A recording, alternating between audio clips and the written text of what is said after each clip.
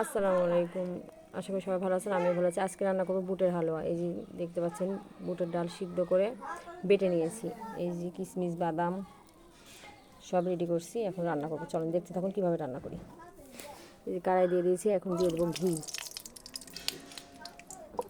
ঘিটা গরমই হয়ে গেছে, এখন ডালটা ঢেলে দেবো। গরম মশলা দিয়েছি, ওটা দেখানো হয়নি। ঘিয়ের উপরে তেজপাতা গরম মশলা দিয়েছি, এখন ঘিয়ের সঙ্গে ডালটা ভেজে নেব।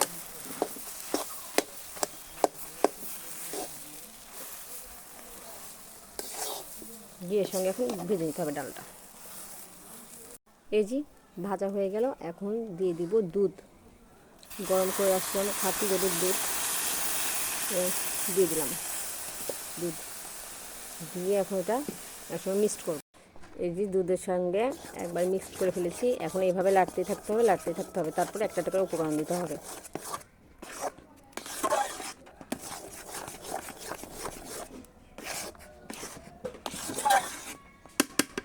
এই যে অনেকখানি নারকেল দিয়ে দিলাম, এখন নারকেলটার সাথে মিক্স করবো।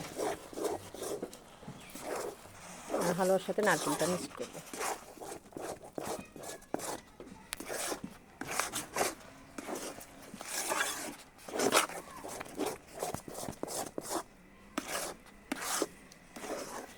এই যে মিষ্টির জন্য লালি গুড় দিয়ে দেবো। এই যে লালি গুড় দিয়ে দিলাম। এই যে গুড় দিলাম, এখন মিক্স করব। এই হালুয়া বানাতে অনেকক্ষণ ধরে লাগতে হয়, লাড়ি লেড়ে লেড়ে লেড়ে হালুয়া বানাতে হয়।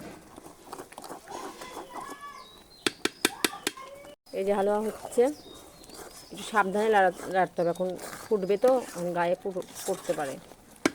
এটা হলো খেজুরের গুড় দিলাম, আর এটা এখন লাড়তে লাড়তে লাড়তে লাড়তে শুকিয়ে আসবে, শক্ত হয়ে আসবে।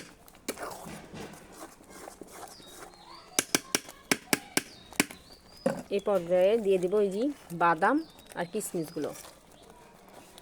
এটা হতে থাক। এই যে হয়ে আসছে, এখন আবার একটু ঘি দিব। ঘি দিব আর গুঁড়া দুধ দিয়ে মিক্সড করব, তাহলেই হয়ে যাবে।